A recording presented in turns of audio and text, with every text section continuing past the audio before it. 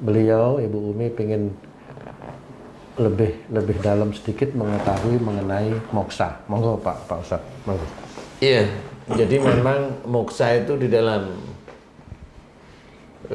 agama kita itu memang nggak ada ya. Itu hanya kayak umpamanya pelajaran di luar. Kali ada juga. Tapi mohon maaf sebentar Pak Ustadz. Kalau mengenai, mohon maaf sekali ini Pak Ustadz, saya potong sebentar. Kalau Nabi Isa bukan moksa ya Pak Ustadz ya? Bukan, itu hampir kayak moksa, tapi itu yang diinginkan oleh Allah. Jadi udah beda. Ini beda nih. Beda ya, beda. Makanya kalau saya cerita antara manusia dengan Nabi atau Rasul ada bedanya. Jadi jangan dianggap sama. Jadi kalau kita sakit sama Nabi sakit, janganlah dianggap sama. Kok kayak iman kita itu sama seperti Nabi sih, kan gitu ya. Jangan punya pikiran seperti itu. Monggo Pak Ustadz. Jadi moksa itu memang pernah dialami, salah satunya adalah Ratu Bilqis. Itu hilang beliau, tidak ada ceritanya Ratu Bilqis itu. Jadi yang lainnya ada, Nabi Sulaiman juga ada. Kemudian Ratu Bilqis itu istilahnya tapak tilasnya nggak ada. Nabi Sulaiman insya Allah ada. Istilahnya memang nggak pernah ketemu. Nah itu apa ya namanya, itu bisa aja dikatakan hilang atau moksa. Makanya sebagian dari riwayat itu menceritakan bahwa Ratu Bilqis atau Balqis dari negeri Saba atau Seba itu diklaim dia itu ratu dari kerajaan jin. Ini hanya beberapa riwayat atau cerita ya. Jadi sehingga itu Nabi Sulaiman itu menikahi ratu dari kerajaan jin. Sebenarnya enggak seperti itu. Itu memang manusia, tapi kali memang semua kan ada cerita dari Allah Ta'ala ya. Nah, moksa sendiri itu bagaimana? Sebenarnya saya sendiri juga belum tahu persis, tetapi saya hanya mengamati dari beberapa cerita, kemudian dari beberapa cerita raja-raja yang memang hilang itu. Iya, betul Pak Ustadz. Itu memang ada. Jadi moksa itu sama seperti umpamanya petung di sini, kemudian ditutup kain, hilang, kemudian pindah di tempat lain sana. Kayak jadi sulap proses, Pak Ustadz. Kenapa? Kayak sulap. Kayak gitu, sulap memang, kayak tapi sulap. Tapi yang aja. nyulap ini jagonya sulap kira-kira gitu. Kali ya. Cuma gitu. Kan kalau sulap itu kan ada proses pindahnya itu waktunya pendek, sangat pendek istilahnya. Jadi waktunya itu hanya sekedipan mata. Ya, ini betul, kalau sulap. Betul. Kalau moksa itu dia, kalau saya berpikir itu seperti terkunci istilahnya. Jadi ilmunya itu pada waktu menghilang itu terkunci istilahnya. Jadi pada waktu menghilang itu memang ada ilmu yang mengunci. Saya tidak tahu persis ya istilahnya ilmu itu bagaimana. Maksudnya cara kerja ilmu itu bagaimana, karena saya nggak punya ilmu seperti itu. Tetapi yang saya amati kayak mengunci. Jadi pada waktu hilang ilmu itu mengunci. Maksudnya ilmu ini jin gitu Pak Ustadz? Ya bisa aja dikatakan jin juga. Gimana lagi? Namanya ilmu-ilmu begitu rata-rata jin. Kalau saya mau kaitkan dengan cerita di dalam surat Al-Kahfi ini, mohon maaf Pak Ustadz, ada beberapa laki-laki dengan seekor binatang yang dia tertidur hampir 300 sekian tahun. Apakah itu kalau mau disamakan dengan fenomena moksa ini apa mirip-mirip seperti itu? Oh beda Pak Ustadz ya? Itu beda, karena kalau itu cerita itu ditidurkan kan, oleh Allah Ta'ala. Betul. Ada banyak kejadian-kejadian berarti Pak Ustadz ya? Jadi moksa beda dengan itu. Kalau moksa itu orangnya mati atau enggak itu Pak Ustadz? Setahu saya enggak mati. Orangnya itu nggak mati Pak Ustadz? Insya Allah nggak mati. Dia masuk ke dunia jin. Jadi kalau masuk ke dunia jin, nanti tahapan dia matinya nanti pada saat kiamat kubro. Apakah mereka itu orang muslim Pak Ustadz? Nggak harus muslim ya itu ya. Jadi kalau muslim, kalau memang muslim yang benar ya nggak ada moksa kayaknya ya. Jadi, karena kalau dalam Islam, dalam Quran kan disebutkan itu Pak, kullu nafsin dha'iqatul maut, bahwa setiap yang bernyawa pasti akan mengalami mati kan? Ya. Nah moksa ini kan tidak mati menurut Pak Ustadz tadi. Enggak mati. Sampai berapa lama bisa? Nah itu gimana taunya Pak Ustadz itu kalau tidak mati? Jadi moksa itu kayak struktur tubuh manusia itu dihentikan. Wih, Dihentikan. ruhnya Pak Ustadz gimana? Nah, dia masih punya roh aja. Ini kekuasaan Allah. Kalau itu sudah menyentuh ke kekuasaan Allah ya, ilmu-ilmu kekuasaan Allah. Jadi saya tidak tahu persis ya. Yang saya tahu dia akan berhenti pada waktu umpamanya Tung itu mau moksa sekarang ya sampai besok umpamanya tahun 1000 tahun lagi ya begini aja wajahnya. Berarti moksa itu yang diinginkan oleh yang mau moksa atau memang ada Diinginkan oleh yang mau moksa itu. Jadi kayak umpamanya kerajaan Brawijaya, dia nggak mau dikalahkan, dia nggak mau dikalahkan. Intinya saya ingin menghilang, saya ingin di surga tanpa saya itu begini, gitu kali ya. Saya belum paham betul, tapi itu kan keinginan sehingga pada waktu itulah dia membaca mantra, di mana mantra itu sebenarnya mantra penghilang aja.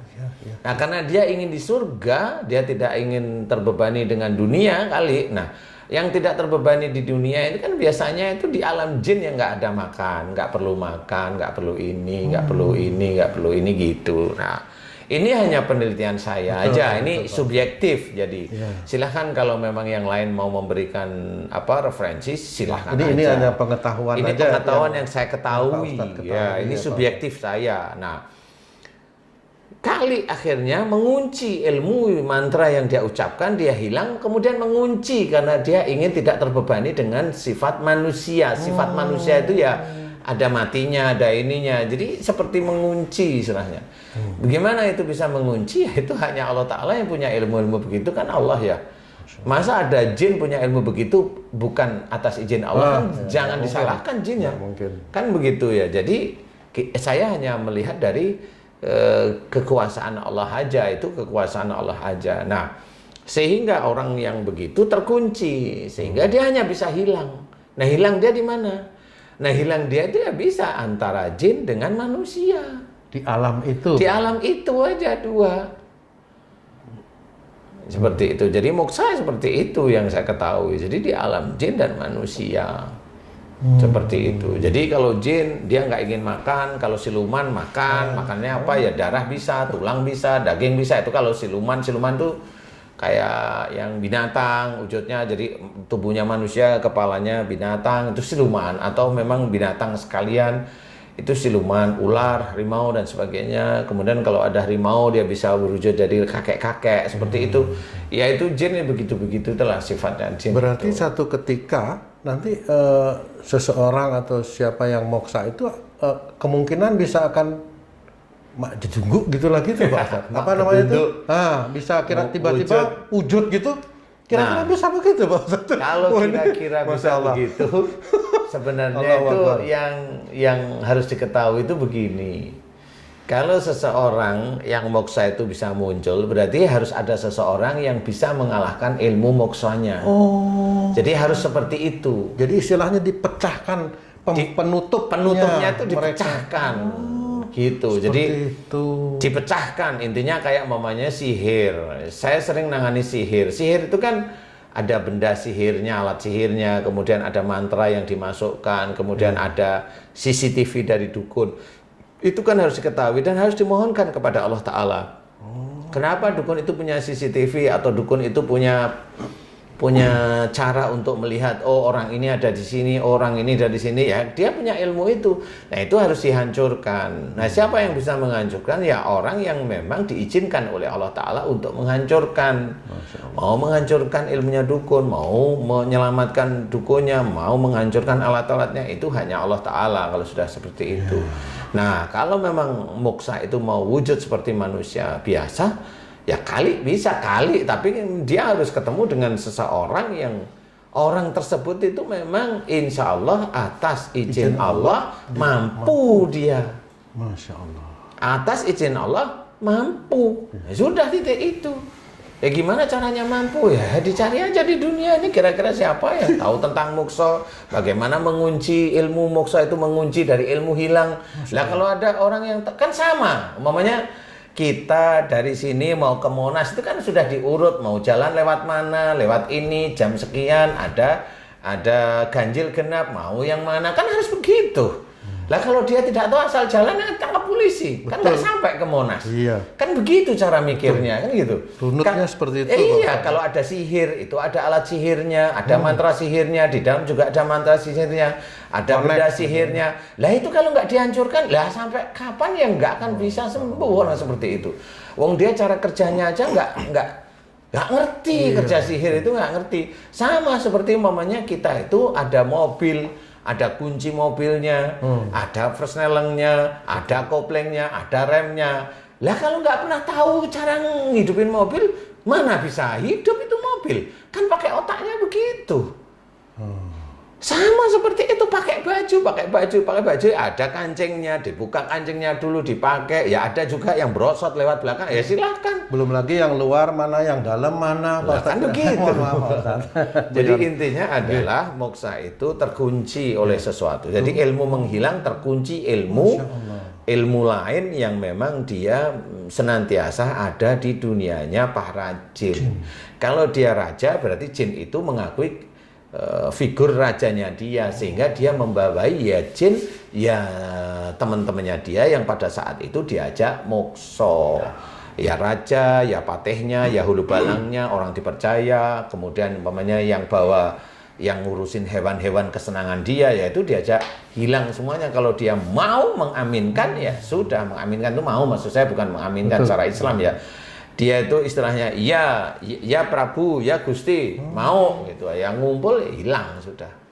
Masya Allah. Semua bendanya ya itu, ya kalau memang moksa, insya Allah yang saya ketahui seperti itu. Yang moksa yang namanya Brawijaya moksa, Gajah Mada moksa, Joyoboyo moksa, kemudian Ratu Sima moksa, kemudian Prabu Siliwangi moksa, Budawaka, Brahmakandi moksa. Banyak di Sumatera juga ada, saya lupa ya di situ. Jadi banyak sekali yang moksa. Lah itu gimana moksa? Saya juga tidak tahu.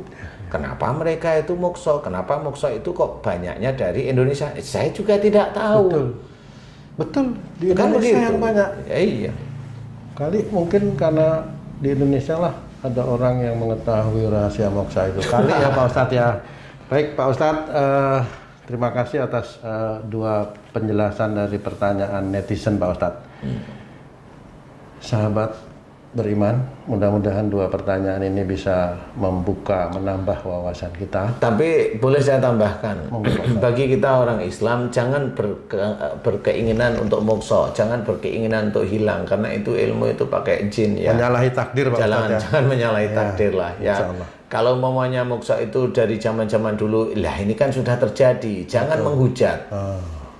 Jadilah orang yang baik di hadapan Allah Ta'ala. Cari solusinya, jangan menghujat. Karena menghujat itu dia akan dinilai oleh para malaikat dan dinilai oleh Allah Ta'ala. Orang hobinya menghujat aja, dia lama-lama ya busuk itu mulutnya. Ya dia akan bertanggung jawab nanti di akhirat. Jangan, cari solusinya. Solusi itu harus benar, praktek satu dengan yang lain harus dibuktikan. Jangan merasa paling baik, paling benar, paling hebat, paling... Tapi mudah-mudahan jangan, kalau kita sebagai seorang muslim jangan lakukan itu. Menghilang pun jangan. Main-main sihir jangan. Main-main sihir jangan. Menghilang nggak usah. Memindah barang di sini ke tempat lain jangan, karena itu permainan jin. Walaupun katanya itu ilusi, iyalah semau-maumu ngomong kalau saya gitu. Tapi intinya adalah saya mengajak jangan lakukan itu. Amin. Karena Allah. Baiklah para sahabat beriman, demikian penjelasan dari guru kita Al Ustadz Danu. Di episode berikutnya kita akan kupas siapa itu Ratu Sima, the Queen of Sheba. Yang kebalik. Ratu Sima, Queen of Sheba, Ratu Bilqis. Ada dua nih, Ratu Sima, the Queen of Sheba. Itu dua ratu yang moksa. Oh ini beda ya. Jadi Ratu Sima sama Queen of Sheba maksudnya. Itu. Oh ya. Ini dikat nih. Terus saja. Oh terus saya nanti ada dia. Oh ya. Saya mau menjelaskan itu sebelum saya tutup, maksud saya gitu. Jadi kita akan bahas berikutnya. Yang lebih kita kenal itu Ratu Balqis, karena itu ada di dalam Quran. Dan apa sebenarnya tujuan dari raja-raja Jawa yang moksa itu? ya pas yang moksa itu ya di Indonesia ini, di mana hanya di sini di channel Ustadz Danu official channel inilah yang kita bisa bahas mengenai masalah ini. Baik, sahabat-sahabat beriman, sampai jumpa lagi dalam episode berikutnya. Saya Tung, billahi taufiq wal hidayah. Assalamualaikum warahmatullahi wabarakatuh. Waalaikumsalam warahmatullahi wabarakatuh. Allahu Akbar.